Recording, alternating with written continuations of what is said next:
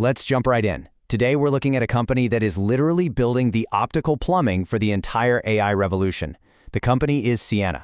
If you've been searching for AI investments outside the usual big names like NVIDIA, well, this is a story you absolutely need to hear. Seriously, if they haven't been on your radar, their stock has been on an absolute tear. We're talking up over 500% in a single year. But you know how it goes in the market, right? The headline numbers, they only tell part of the story. Today we're going to dig into the data to uncover the hidden red flags lurking just beneath this giant's massive run-up. And man, what a run-up it was. Just imagine opening an earnings report and seeing these kinds of staggering financial achievements. In just a single quarter, Ciena saw their revenue jump an incredible 40%. Their earnings? They nearly quadrupled. And to top the whole shebang off, they announced a record-breaking $7.7 billion backlog of orders. On paper, it's the exact kind of quarter every investor dreams about. But here's the hook. Despite those seemingly perfect, knock-it-out-of-the-park numbers, the market's reaction was absolutely brutal. On the news of this massive quarter, Ciena's stock actually plunged 13.7%. I mean, why would a stock with quadrupled earnings and a record backlog suddenly just fall right off a cliff? Well, that is exactly what this explainer is going to uncover. We're going to unpack the 6 hidden red flags that the broader media seems to be completely missing right now. Okay, let's dive into this with Section 1, the AI plumbing moat. At the absolute heart of Ciena's success is their WaveLogic 6 Extreme chip. This thing is the industry's first 1.6 terabit per second optical engine. Meanwhile, major competitors like Nokia and Cisco, they're still stuck at 1.2 terabits. AI data centers require massive data throughput to function properly. And right now, Ciena is providing the absolute widest pipes in the game. This gives them a massive 18 to 24-month technological lead. And let's be real, in the tech world, that is basically an eternity. Plus, management just refreshed their total addressable market to a staggering $50 billion by 2029. They aren't just casually selling to hyperscalers either. They use this unique co-creation model where they literally sit inside the customer's design rooms to build next-generation networks together. That gives them order visibility all the way through 2027. So for sure, the foundation here is incredibly strong. But let's shift gears to Section 2 and look at red flags 1 and 2, the backlog paradox and the debt elephant. Red flag number 1 is what we're calling the backlog paradox. Yahoo Finance actually noted that Ciena's mountain of orders is starting to look, well, a little scary. Here's why. Think back to the pandemic. Customers were so desperate for parts they placed duplicate orders everywhere they could. When supply finally caught up, those duplicate orders evaporated into thin air, leaving this massive inventory hangover. Now, Ciena management claims their hands-on co-creation model prevents double ordering, but as outsiders, we simply can't verify that. In fact, Ciena's own CFO admitted that supply bottlenecks are currently hurting them, saying point blank, to be blunt, a revenue in the first quarter would have been higher if not for these constraints. Remember, a backlog is really just unfilled orders. If supply issues persist, that huge $7.7 billion number, it becomes a major liability, not an asset.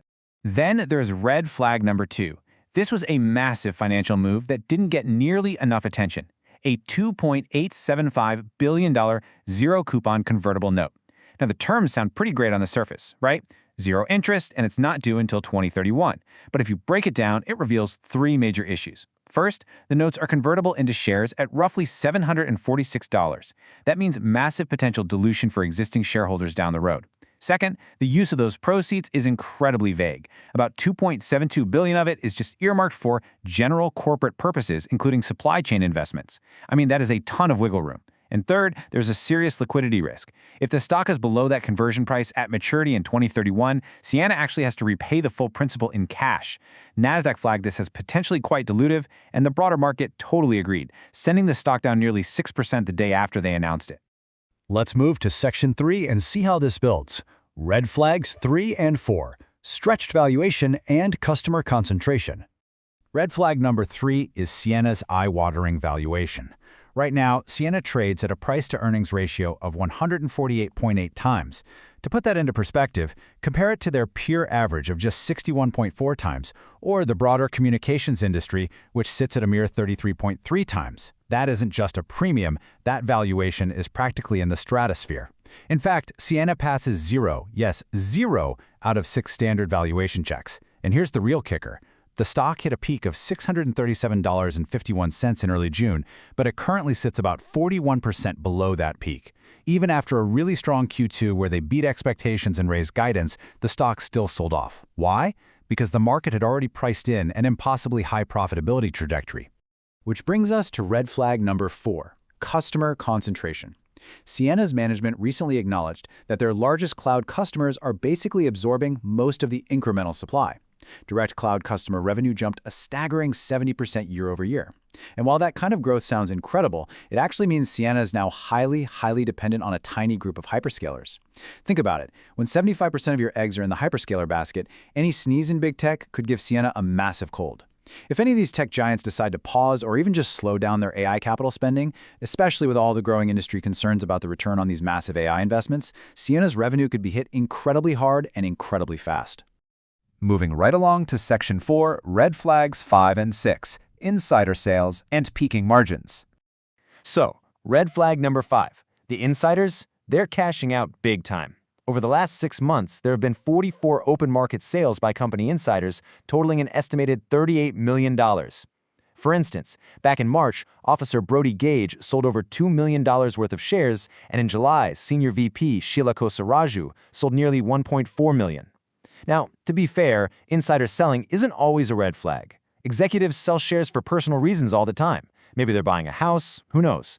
But when you combine $38 million in insider selling with a wildly stretched 149 times PE valuation and a stock that's pulled back 40% from its highs, it raises very legitimate questions. The people who know this business best are currently taking a whole lot of their money off the table. And red flag number 6 is that their margins may have actually peaked. Looking at the numbers, Q2 adjusted gross margin was a very solid 44.9%. But take a look at the Q3 guidance, roughly 45%. That is essentially flat. Their full-year guidance is also sitting right in that same 44.5 to 45% range. The main concern here is that the easy operational gains are completely behind them. Their operating leverage is hitting diminishing returns, meaning it is getting much harder for them to squeeze more profit out of each new dollar of sales. If margins can't expand, their earnings growth hits a severe ceiling. They'd have to rely entirely on pure revenue growth, and as we just talked about, that revenue is currently constrained by some serious supply bottlenecks.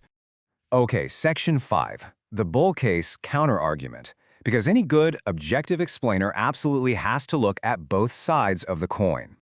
Let's rapid-fire some of these positive catalysts, because honestly, Wall Street genuinely still loves this stock. Right now, 20 analysts have an average price target of $565.71. That represents about a 50% upside from current levels. On top of that, Zacks is projecting a massive triple-digit earnings per share jump in 2026. Plus, their new Hyperrail platform is this huge multi-year high-margin growth catalyst slated for 2027. Ciena is also generating extremely strong free cash flow. They pulled in $219 million in Q2 alone, and they're actively investing $250 to $275 million in CapEx to secure their supply chain. So make no mistake, underneath all the valuation concerns we just went through, this is still a fundamentally fantastic business with a lot of heavy hitters backing it. So, the crucial point is, well, let's get into Section 6, the bottom line verdict. Ciena undoubtedly has a durable moat. There's no questioning that. Their technology is absolutely best in class, and their relationships with the world's biggest hyperscalers are incredibly deep. But the harsh reality is that the current stock price has already priced in a near-perfect scenario. When you factor in those double ordering fears, the massive $2.875 billion convertible debt overhang, a 149 times earnings valuation, heavy customer concentration, the insider selling, and a potential margin plateau, well, the risk-reward equation gets incredibly complicated. A Seeking Alpha analyst actually summarized it perfectly, saying, "Great AI prospects, but the hurdle is too high." Which brings us to our final thought. Ciena is an undeniably great company, operating in a great industry. But is it a great price? The market demands absolute perfection at these valuation levels. And as we've explored today, there are at least 6 hidden risks that could easily trip them up. Ultimately, you've got to do your own homework and decide how you weigh these risk factors against their genuinely incredible technology. So I'll leave you with this question. After seeing all the data laid out today, are you bullish or bearish on Ciena? Drop your thoughts down below. I'd genuinely love to hear your take. Thank you so much for joining us on this explainer. Keep questioning, and I'll see you in the next one.